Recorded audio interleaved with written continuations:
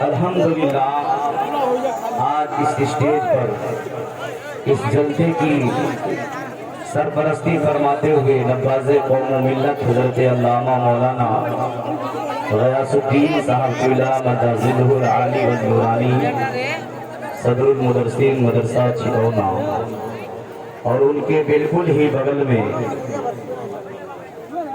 علم و فن کے ماہر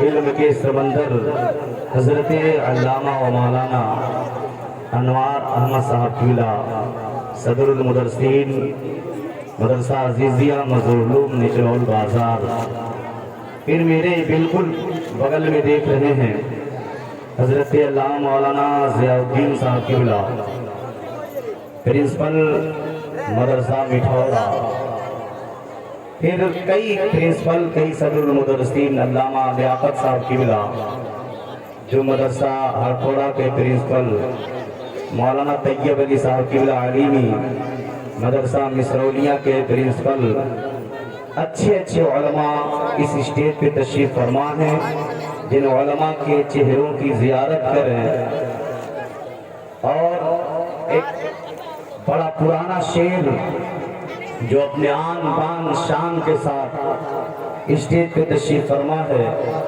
جس کو آج ہند و نیپال کے لوگ حضرت علامہ مولانا قاسم علی برہانی کے نام سے جانتے ہیں، وہ اللہ کا برگزیدہ بندہ بھی اسٹیج پہ تشریف فرما ہے۔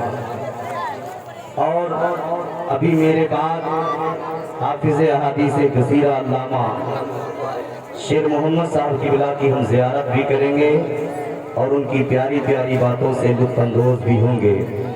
پھر سب سے آخر میں پیر طریقت رہبر راہ شریعت اولاد رسول حضرت سید غلام غوث میاں صاحب قبلہ بھی تشریف لائیں گے جو مدرسے میں آرام کر رہے ہیں۔ تو ہم سب کی مشترکہ خوش نصیبی ہے کہ اس جلسے میں آ کر کے اللہ اور اس کے رسول صلی اللہ علیہ وسلم کا ذکر بھی سن رہے ہیں، علماء کے چہروں کی زیارت بھی کر رہے ہیں۔ خود ہمارے اور آپ کے پیغمبر ساری کائنات کے مرکز عقیدت حضور احمد مجتبیٰ محمد مصطفیٰ صلی اللہ علیہ وآلہ وسلم کا پیارا پیارا قول امام غزالی رحمۃ اللہ علیہ نے اپنی کتاب منہاج العابدین کے اندر نقل کیا ہے۔ قال النبی صلی اللہ علیہ وسلم نظرۃ الی العالم احب الی من عبادت سنۃ من صیامها و قیامها۔ امام غزالی رحمۃ اللہ علیہ فرماتے ہیں رسول کریم صلی اللہ علیہ وسلم کا ارشاد ہے، عالم کو دیکھنا، نظرۃ الی العالم، عالم کی طرف نظر کرنا، عالم کی زیارت کرنا، عالم کے چہرے کو دیکھنا، احب الی من عبادت سنۃ، آقا فرماتے ہیں میرے نزدیک سال بھر کی عبادت، کس طرح سے فرماتے من صیامها و قیامها، سال بھر کے نفل روزہ، سال بھر کے نفل نمازوں سے بہتر ہے علماء کا چہرہ دیکھنا۔ آج قوم دنیا میں رسوا ہو رہی ہے، اس کی ایک وجہ یہ بھی ہے کہ ہم نے اپنے علماءوں سے محبت کرنا چھوڑ دیا ہے، علماء کی تعظیم و توقیر کرنا چھوڑ دیا ہے، علماء کا ادب و احترام کرنا چھوڑ دیا ہے۔ افسوس ہوتا ہے جن علماء کے پیچھے ہم نماز پڑھتے ہیں، ادھر پیچھے کہا، پیچھے اس امام کے ہاتھ باندھ لیا، مسجد کے باہر نکلا تو انہیں علماء کو گالی دینا شروع کر دیتا ہے۔ وہ قوم کیسے کامیاب ہو سکتی ہے جو اپنے رہنماؤں کی قدر نہ کر سکی؟ وہ قوم کیسے فیض المرام ہو سکتی ہے جو اپنے رہبروں، پیشواؤں، اپنے مقتدی کی صحیح طریقے سے ادب و احترام نہ بجا لائے؟ انشاءاللہ آج میں اپنی تقریر میں صرف نصیحت ہی نصیحت آپ کے سامنے پیش کروں گا۔ اللہ تعالیٰ جو محمد شکیل اختر نظامی بیان کرے، ہم سب کو شدت کے ساتھ عمل کرنے کی توفیق رفیق عطا فرمائے۔ عادت کے مطابق 2-3 شعر میں نعت کا پڑھوں گا، اس کے بعد انشاءاللہ تقریر شروع کر دوں گا۔ شاعر لکھتے ہیں، قیام لائی ہے صبا مدینے سے پیام لائی بات صبا مدینے سے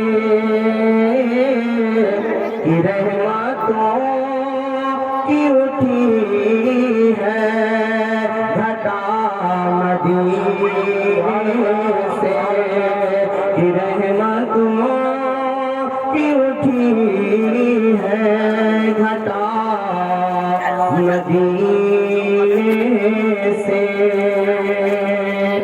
الہی کو ایک مل جائے چارہ گھر ایسا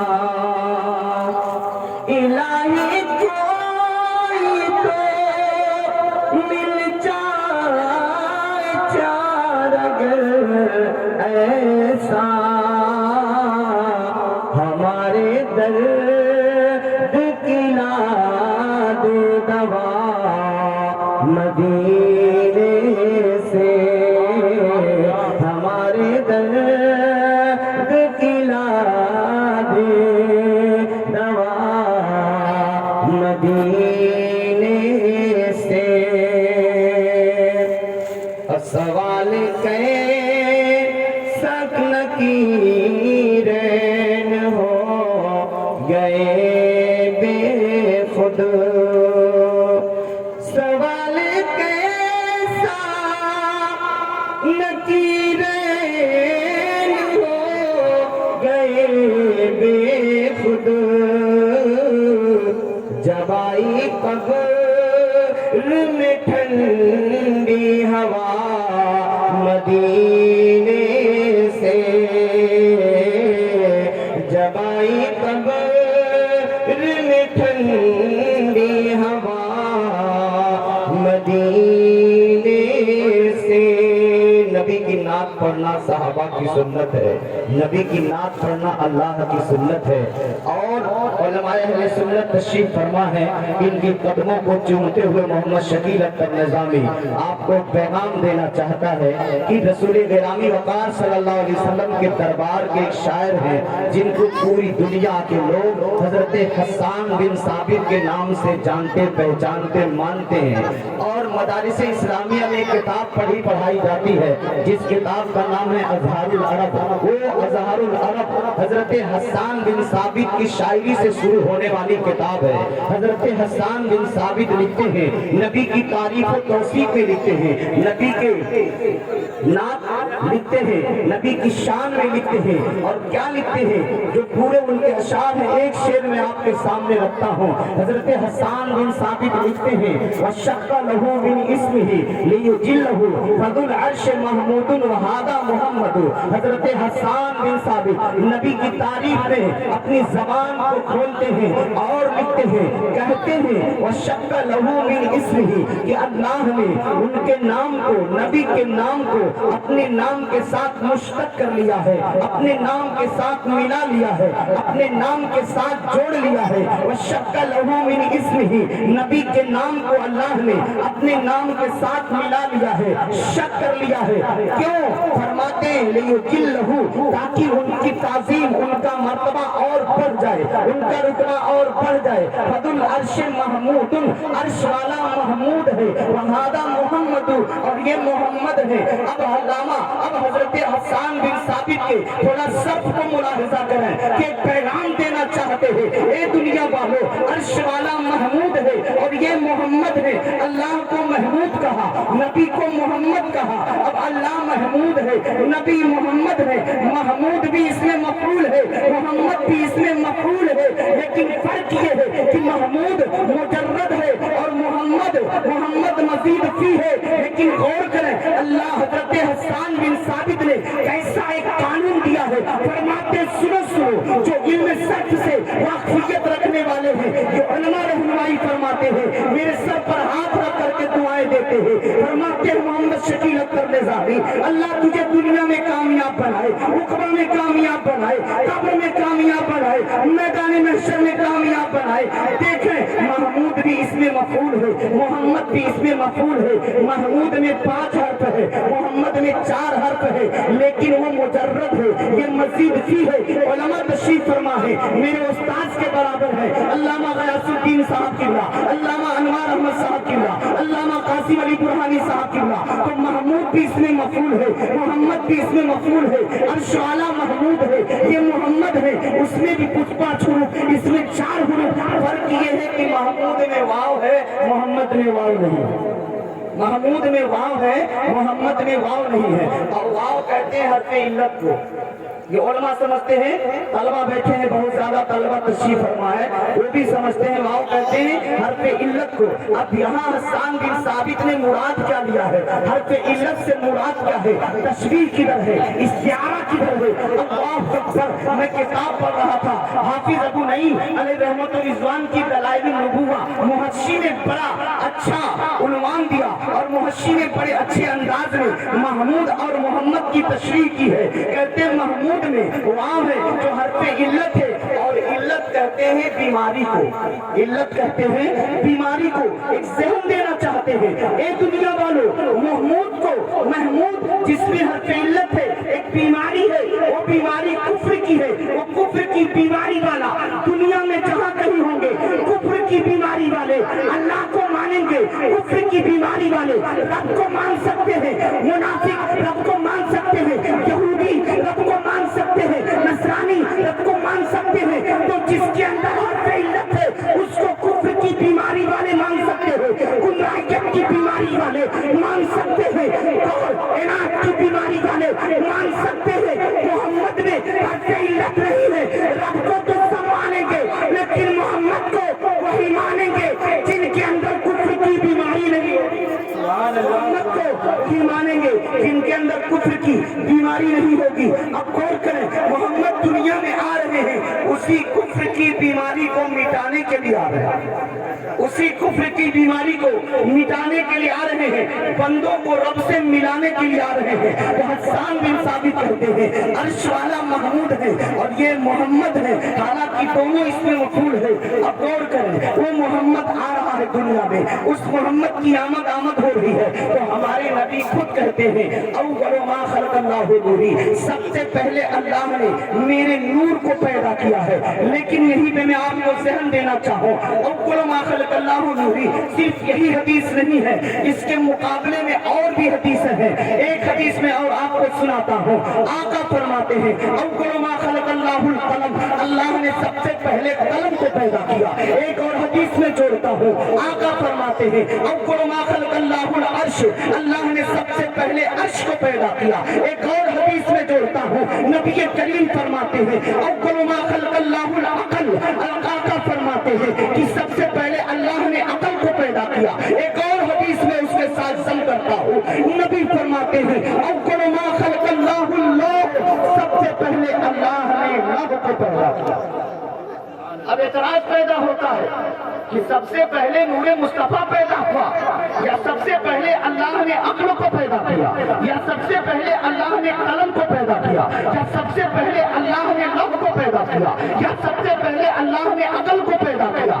یہ 5 حدیثیں سامنے ہیں۔ پہلی حدیث آقا فرماتے اللہ نے سب سے پہلے میرے نور کو پیدا کیا۔ دوسری حدیث آقا فرماتے ہیں سب سے پہلے اللہ نے عرش کو پیدا کیا۔ تیسری حدیث نبی فرماتے ہیں سب سے پہلے اللہ نے عقل کو پیدا کیا۔ چوتھی حدیث آقا فرماتے ہیں سب سے پہلے اللہ نے قلم کو پیدا کیا۔ پانچویں حدیث آقا فرماتے اللہ نے سب سے پہلے لوح کو پیدا کیا۔ اب یہ 5 حدیثیں جمع ہو گئی۔ ایک حدیث میں سب سے پہلے نبی کو پیدا کیا، ایک حدیث میں سب سے پہلے عقل کو پیدا کیا، ایک حدیث میں سب سے پہلے عرش کو پیدا کیا، ایک حدیث میں سب سے پہلے قلم کو پیدا کیا، ایک حدیث میں سب سے پہلے لوح کو پیدا کیا۔ اب سوال پیدا ہوتا ہے، مجھ جیسا پڑھا لکھا انسان دماغ چکرا جاتا ہے کہ ہم علماء بیان کرتے ہیں کہ سب سے پہلے اللہ نے نور نبی کو پیدا کیا، لیکن وہ نبی کہتے ہیں سب سے پہلے اللہ نے عقل کو پیدا کیا۔ اب سوال پیدا ہوتا ہے معنی کس کو جائے کہ سب سے پہلے اللہ نے پیدا کس کو کیا؟ تو مفسرین اس کا جواب دیتے ہیں، کہتے ہیں سنو، جہاں نبی فرماتے ہیں اول ما خلق اللہ نوری، وہ بھی حق ہے، سب سے پہلے اللہ نے اب میرے نور کو پیدا کیا. جہاں نبی فرماتے ہیں سب سے پہلے اللہ نے عرش کو پیدا کیا, وہ بھی حق ہے.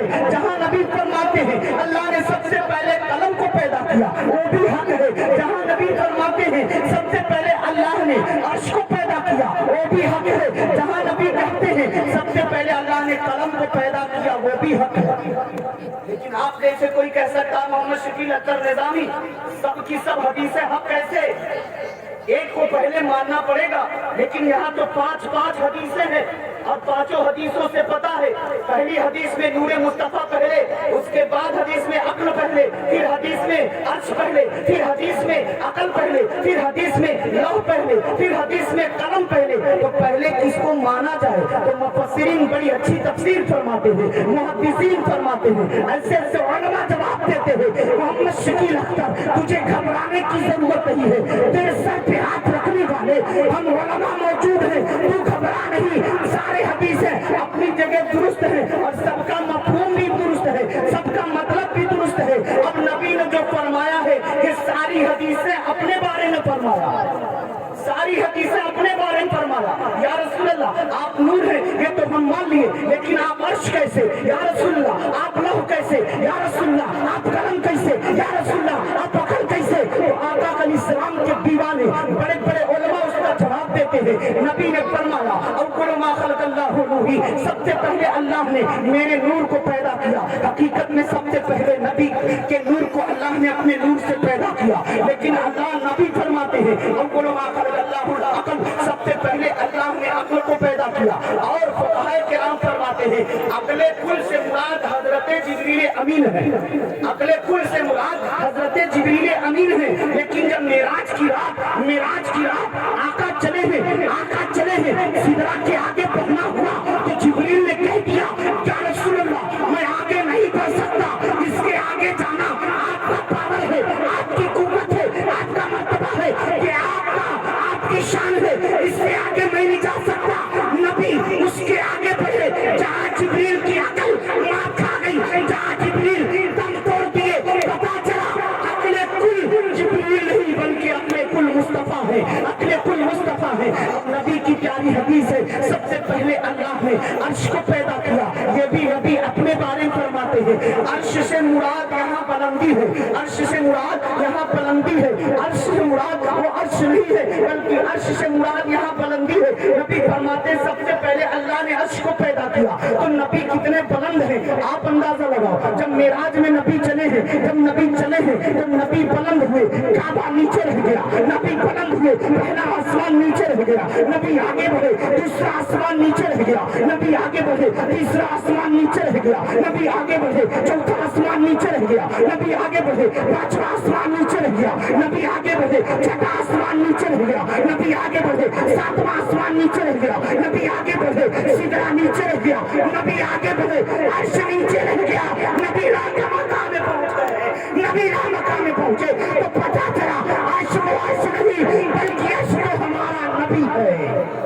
عرش ہمارا نبی ہے. تو پتا چلا عرش بھی نبی ہے, عرش بھی نبی ہے. اب ایک سوال پیدا ہوتا ہے, چلو یہ تینوں باتیں مان لی ہیں, لیکن آقا فرماتے ہیں اول ما خلق اللہ اللوح, سب سے پہلے اللہ نے لوح کو پیدا کیا. تو لوح سے مراد بھی نبی ہے, لوح سے مراد بھی نبی ہے. وہ کیسے؟ قلم سے مراد بھی نبی ہے, لوح بھی نبی ہے, قلم بھی نبی ہے. علامہ اقبال نے اسی کو لکھا ہے یا رسول اللہ لوح بھی تو, قلم بھی تو, تیرا وجود الکتاب.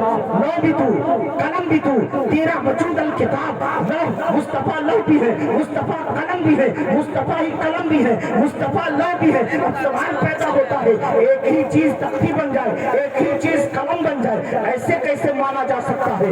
آئیے میں اس کو سمجھاتا ہوں کہ مصطفیٰ قلم بھی ہے, مصطفیٰ لوح بھی ہے.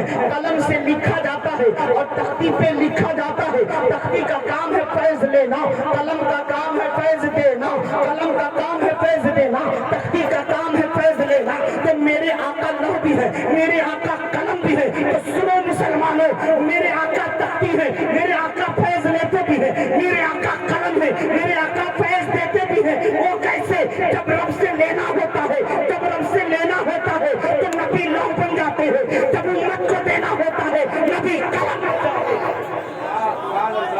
جب امت کو دینا ہوتا ہے نبی قلم بن جاتے ہیں. پتا چلا یہ پانچوں حدیثیں نبی کی ہی تعریف میں ہیں, پانچوں حدیثوں سے نبی ہی مراد ہے. تو جشن رحمت عالم کانفرنس میں آپ آئے ہوئے ہو, میں نے قرآن مقدس کی تلاوت کی ہے. 24واں پارہ ہے, سورہ حامیم سجدہ ہے, آیت نمبر 30 ہے. اللہ فرماتا ہے ان الذین قالوا ربنا اللہ ثم استقاموا تتنزل علیہم الملائکہ, بے شک وہ لوگ جنہوں نے کہا ہمارا رب اللہ ہے, پھر اسی پر ثابت قدم رہے, اسی پر ثابت قدم رہے. تتنزل علیہم الملائکہ, ان کے پاس فرشتے اترتے ہیں. اللہ تخافوا ولا تحزنوا, یہ کہ غم نہ کرو, ڈرو نہیں. اللہ تخافوا ولا تحزنوا وابشروا بالجنۃ التي كنتم توعدون, اور بشارت ہے اس جنت کی جن سے تم سے وعدہ کیا گیا تھا, جس سے وعدہ کیا گیا تھا, جو وعدہ کیا گیا تھا وہ جنت ان کے لیے ہے جو ایمان لا کر کے اس پر ثابت قدم رہے. ان الذین قالوا ربنا اللہ, جنہوں نے کہا اللہ ہمارا رب ہے, اسی پر قائم رہے ہیں. آپ تاریخ اٹھا کر دیکھ لیجئے آج دنیا کا حال کیا ہے, آج مسلمانوں کی حالت کیا ہے, آج ہمارے نوجوانوں کی حالت کیا ہے, آج ہماری بہنوں کی حالت کیا ہے, آج ہماری بیٹیوں کی حالت کیا ہے. آج قوم مسلم کا جوان کس کیفیت میں, کس سچویشن میں اپنی زندگی گزار رہا ہے, کس حالات میں اپنی زندگی گزار رہا ہے. کبھی ہم نے اس کی طرف غور کرنے کی کوشش کی ہے؟ جس کو دیکھو وہی شریعت کے خلاف چل رہا ہے, جس کو دیکھو وہی نبی کی سنت کے خلاف چل رہا ہے. آج مسلمان جگہ جگہ مارا جا رہا ہے, تو کچھ اس کی بھی کمیاں ہیں اور کچھ دشمنوں کی دشمنی بھی ہے. آج تیری پورا کی تاریخ اٹھا کر دیکھیے, تیرا پورا میں 20 سے زیادہ, 2 درجن سے زیادہ مسجدوں کو جلا دیا گیا ہے, نہ جانے کتنے مسلمانوں کو کاٹ دیا گیا ہے. آج لوگ کہتے ہیں اسلام دہشت گردی کا پیغام دیتا ہے, اسلام آتنک کا پیغام دیتا ہے. میں ایسے کمینوں سے کہنا چاہوں گا, ایسے کتوں سے کہنا چاہوں گا, ابے کتا اسلام آتنک کا پاٹ نہیں پڑھاتا ہے. تو دیکھ لے تیرے ہندوستان میں, میرے ہندوستان میں, ہمارے ہندوستان میں کیا مسلمان کسی مندر کو چلایا, کیا مسلمان کسی مورتی کو توڑا؟ نہیں, کیونکہ مسلمان اپنے پیغمبر کے بتائے ہوئے راستے پہ چلتا ہے, اور مسلمان پیغمبر کے دیے ہوئے قانون پہ چلتا ہے. اور پیغمبر کا قانون آتنک کا قانون نہیں ہے, پیغمبر کا قانون دہشت کا قانون نہیں ہے, پیغمبر کا قانون دہشت گردی کا قانون نہیں ہے. ورنہ تریپورہ میں دیکھو کتنے مسلمان تحت دیکھ کر دیے گئے, تو اس میں کچھ مسلمانوں کی بھی کمیاں ہیں اور کچھ حکومت کی بھی کمیاں ہیں, کچھ حکومت کے ان غداروں کی بھی کمیاں ہیں, کچھ دیش کے لٹیروں کی بھی کمیاں ہیں جو آج کرسی پہ بیٹھ کر کے دیش کو بیچ رہے ہیں, ملک کو بیچ رہے ہیں, ملک کی حالت بگاڑ رہے ہیں. ہندو مسلم میں لڑانے کی ناپاک کوششیں کی جا رہی ہے. میں تو اس گاؤں میں دیکھتا ہوں ہندو مسلم کے جو اندر محبت ہے, جو پیار ہے, وہ بہت کم جگہ ملتی ہے, بہت کم جگہ دیکھا جاتا ہے کہ ہندو مسلم میں اس طرح محبت جو اس طرح سے یہاں جھلی پور کے اندر موجود ہے. اللہ اللہ غور کرتے چلے. میں آپ کو نصیحت دینا چاہتا ہوں کہ آج ہماری زندگی کیسی گزر رہی ہے, اذانیں ہو رہی ہے, مسجدیں خالی نظر آ رہی ہیں. آج ہمارے گھروں میں گانے تو بج رہے ہیں, قرآن کی تلاوت نہیں ہو رہی ہے. گھر کے اندر ماں بیٹیاں فلمیں دیکھ رہی ہیں, ڈرامے دیکھ رہی ہیں, سیریل دیکھ رہی ہیں, لیکن انہیں قرآن پڑھنے کے لیے ٹائم نہیں مل رہا ہے, انہیں نماز پڑھنے کے لیے ٹائم نہیں مل رہا ہے. آؤ میں تاریخ کے حوالے سے بات کرنا چاہتا ہوں. یہ وہ اسلاف کی زندگیاں کیسی تھی, آج ہماری زندگیاں کیسی ہیں, ہم اور آپ اپنی زندگی کس طرح سے گزار رہے ہیں. اللہ اکبر. آؤ میں آپ کو تاریخ کے اندر لے کر چلتا ہوں. تاریخ کا مطالعہ کیجئے. ایک بہت بڑے محدث ہیں, بہت بڑے امام ہیں جن کا نام علامہ ابن جوزی رحمت اللہ علیہ ہے. علامہ ابن جوزی کی ایک مشہور زمانہ کتاب ہے, جو نیٹ پہ سرچ کریں گے وہ کتاب مل جائے گی. آپ پلے اسٹور پہ جا کر کے آپ وہ کتاب لکھیں گے, وہ کتاب آپ کے سامنے آ جائے گی. پلے اسٹور پہ جائیے, کتاب کا نام ڈالیے, اس کتاب کا نام ہے عیون الحکایات. عیون الحکایات کے اندر علامہ ابن جوزی رحمت اللہ علیہ نے لکھا ہے, حضرت وہب ابن منبہ رحمت اللہ علیہ ایک بہت مشہور تابعی ہے جو کئی صحابہ سے ان کی ملاقات ثابت ہے. حضرت وہب ابن منبہ رضی اللہ تعالی عنہ ہیں. ان کی بارگاہ میں جنگلوں میں کام کرنے والے, پیڑ پہ کام کرنے والے, دور دراز محنت مزدوری کرنے والے آتے ہیں. بہت سے لوگ آئے جن کی زندگیاں جن کی زندگی صرف مزدوری میں گزر رہی ہے, صرف پہاڑوں پہ گزر رہی ہے, جنگلوں میں گزر رہی ہے. وہاں ابن منبہ کے پاس لوگ آتے ہیں اور کہتے ہیں اے اللہ کے پیارے بندے, اے رسول اللہ کے سچے غلام, یہ بتائیں آج ہمارے اوپر جتنی مصیبتیں پڑی ہوئی ہیں, جتنی تکلیف میں ہم ہیں, جتنی مصیبتوں میں ہم ہیں, آپ بتائیں کیا ایسی مصیبت کسی اور پر بھی پڑی تھی؟ حضرت وہب ابن منبہ کہتے ہیں اے لوگوں بیٹھ جاؤ, اے لوگوں بیٹھ جاؤ, میں تمہیں بتاتا ہوں. تم کہہ رہے ہو مصیبت زدہ ہو, تم کہہ رہے ہو تمہارے اوپر مصیبت ہے, تم کہہ رہے ہو تم تکلیف میں ہو, تم کہہ رہے ہو تمہاری اوپر آفتیں ہیں, لیکن غور کرو تمہاری مصیبتیں اسلاف کے مصیبتوں کے سامنے دھواں ہے. کیا ہے؟ دھواں ہے. تمہاری مصیبتیں اسلاف کے مصیبتوں کے سامنے دھواں ہے, ایک دھواں ہے. ان کی مصیبتیں آگ تھی اور تمہاری مصیبتیں ان کے مصیبتوں کے سامنے دھواں ہے.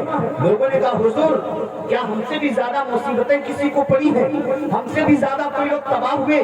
کہاں, آپ لوگوں کی مصیبت کچھ نہیں ہے, آپ لوگوں کی مصیبتیں کچھ نہیں ہے. مصیبت تو پہلے کے لوگ اٹھائے, پہلے کے ایمان والے اٹھائے. کہا کوئی بات بتائیں, کوئی نصیحت کریں, کوئی واقعہ بتائیں. حضرت وہب ابن منبہ کہتے ہیں سنو سنو, بنی اسرائیل میں ایک عورت تھی جس کا نام سارہ تھا. میری ماں اور بہنوں غور سے سنیے گا, آپ کو بھی نصیحت ہے, نوجوانوں آپ کو بھی نصیحت ہے, بزرگوں آپ کو بھی نصیحت ہے. ماں بہنیں غور سے سنیں گی. آج آپ کے دشمن ہاتھ دھو کر آپ کے پیچھے پڑے ہیں. اے نوجوانوں آپ کے دشمن آپ کے پیچھے پڑے ہیں, اسلام کے دشمن آپ کے پیچھے پڑے ہیں, قرآن کے دشمن آپ کے پیچھے پڑے ہیں, ہمارے دشمن ہمارے پیچھے پڑے ہیں. ان کا پورا ایک دم مکمل ارادہ بن چکا ہے کسی طرح سے مسلمانوں کو مٹایا جائے, مسلمانوں کو زخم دیا جائے, مسلمانوں کو تکلیف پہنچائی جائے, مسلمانوں کو مارا جائے, مسلمانوں کو کاٹا جائے. آپ تیار ہیں؟ یہ حملہ آپ پر بھی ہو سکتا ہے جو تری پورا میں ہوا, آپ کے علاقے میں بھی ہو سکتا ہے. ریلی کے نام پر آپ پہ حملہ ہو سکتا ہے, اور جلسے کے نام پر آپ پر حملہ ہو سکتا ہے, اپنے بھاشن کے نام پر آپ پر حملہ ہو سکتا ہے. آپ کو تیار رہنے کی ضرورت ہے. ہر وقت آپ تیار رہیے, ہر وقت چوکنا رہیے. آپ کی بیٹی کے پیچھے دشمن لگائے گئے ہیں, آپ کے بچے کے پیچھے دشمن لگائے گئے ہیں, آپ کے پیچھے دشمن لگائے گئے ہیں. آج اگر ہم نہیں سمجھیں گے, نہ سمجھو گے تو مٹ جاؤ گے ہندوستان والے. تمہاری داستان تبدیل ہوگی داستانوں میں. ہمیں سمجھنے کی ضرورت ہے اور ہمیں کوشش کرنے کی ضرورت ہے.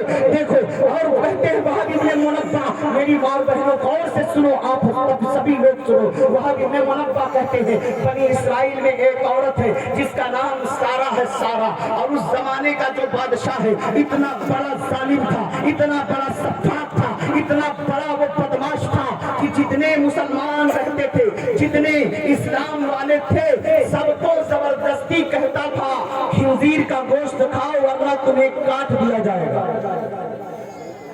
خنزیر کا گوشت کھاؤ ورنہ کاٹ دیا جائے گا, مار دیا جائے گا. وہ بادشاہ زبردستی مسلمانوں کو شراب پلواتا, زبردستی خنزیر کا گوشت کھلاتا. جو نہیں کھاتا اس کی گردن کاٹ دی جاتی, جو نہیں مانتا اسے سولی پہ چڑھا دیا جاتا, جو نہیں مانتا اسے پھانسی دے دی جاتی. وہب ابن منبہ کہتے ہیں وہ عظیم ماں ہے جس کا نام سارہ ہے. سارہ وہ عظیم خاتون ہے جس کا نام سارہ ہے, اور اس کے ایک نہیں دو نہیں بلکہ 7 بچے تھے, 7 لڑکے تھے. 7 بچوں کی ماں تھی سارہ, 7 بچوں کی ماں تھی سارہ. اب بادشاہ اس عظیم ماں کو اور اس کے بیٹوں کو بلایا, کہا میں نے سنا ہے تم لوگ کھانے سے انکار کر رہے ہو. اس عورت نے کہا ہاں ہم خنزیر کا گوشت نہیں کھا سکتے, ہمارے رب نے اسے حرام قرار دیا ہے, ہمارے رب نے منع کیا ہے, ہم خنزیر کا گوشت نہیں کھا سکتے, ہم خنزیر کا گوشت نہیں کھا سکتے. اب اس بادشاہ نے کہا اگر نہیں کھائے گی, تیرے بیٹے نہیں کھائیں گے, تو تیری نظروں کے سامنے میں تیرے 7 بیٹوں کو ایک ایک کر کے قتل کرتا چلا جاؤں گا. اگر تو میری بات نہیں مانتی تو میں تیرے 7 بیٹوں کو قتل کرتے چلا جاؤں گا. وہ سارا کتنی با ہمت ہے, میری مقدس ماں اور بہنوں غور کرے, اے نوجوان بھائیوں غور کرے, وہ عورت کتنی ہمت والی ہے. کہتی ہے بادشاہ بچوں کے موت کی دھمکی دیتا ہے, بچوں کو مارنے کی دھمکی دیتا ہے. سن لے یہ 7 بیٹے کیا, اگر اس کے علاوہ کئی بیٹے ہو تو میں حرام کے طرف ان को बढ़ने नहीं दूंगी, भले ही उनकी गर्दन कट जाए, मेरी गर्दन कट जाए। सुभान अल्लाह, सुभान अल्लाह। सबकी गर्दन कट जाए, मुझे कोई परवाह नहीं है, लेकिन अल्लाह ने जिसको हराम कर दिया है हम उसको कभी इस्तेमाल नहीं करेंगे। अल्लाह अकबर। ये हजरत मूसा अलैहिस्सलाम की उम्मत की औरत का ये हाल है, उनकी उम्मत के औरत का ये हाल है कि बादशाह जबरदस्ती खिंजीर का गोश्त खिला रहा, नहीं खा रहा है, लेकिन हमारा नौजवान जुआ धड़ल्ले से खेल रहा है, हमारा नौजवान बेबाकी से शराब पी रहा है, हमारा नौजवान फिल्में देख रहा है। हालांकि गौर करो, हमें कोई मजबूर नहीं कर रहा है कि तुम जुआ खेलो, हमें कोई मजबूर नहीं कर रहा कि तुम शराब पियो, हमें कोई मजबूर नहीं कर रहा कि तुम फिल्म देखो, हमें कोई मजबूर नहीं कर रहा कि तुम गाना सुनो, लेकिन हमारे नौजवान कैसे हो गए, हमारी बहनें कैसी हो गई, हमारी बेटियां कैसी हो गई। अल्लाह अकबर। आज समाज में कितनी गंदगियां फैलती चली जा रही है, हमें एहसास है, हम गौर कर रहे हैं उस पर, हम तफक्कुर कर रहे हैं उस पर, क्या हमें फिक्र है उस बात की कि आज कौम मुस्लिम के नौजवान किधर जा रहे हैं। और अल्लाह अकबर, मैंने देखा है इन्हीं आंखों से रमजानुल मुबारक के प्यारे प्यारे महीने में मुसलमान के नौजवानों को शराब पीते हुए हमने देखा, जुआ खेलते हुए हमने देखा। गौर करो नौजवानों, आप मुसलमान हो, क्या मुसलमान शराब के लिए, क्या मुसलमान जुए के लिए, क्या मुसलमान गुनाह के लिए। हमारी बच्चियां, हमारी बेटियां किस तरह से इस्लाम के खिलाफ अपनी जिंदगी गुजार रही है, कभी हमने उस पर गौर किया। अब आगे बढ़कर देखिए, वहाब इब्न मुनब्बाह कहते हैं, ऐ लोगों गौर से सुनो, जब सारा ने इनकार कर दिया तो फौरन उस वक्त के बादशाह ने कहा अपने गुलामों से कि फौरन इसके बड़े बेटे को पकड़ा जाए, बड़े बेटे को पकड़ा जाए, ये खिंजीर का गोश्त नहीं खा रहे।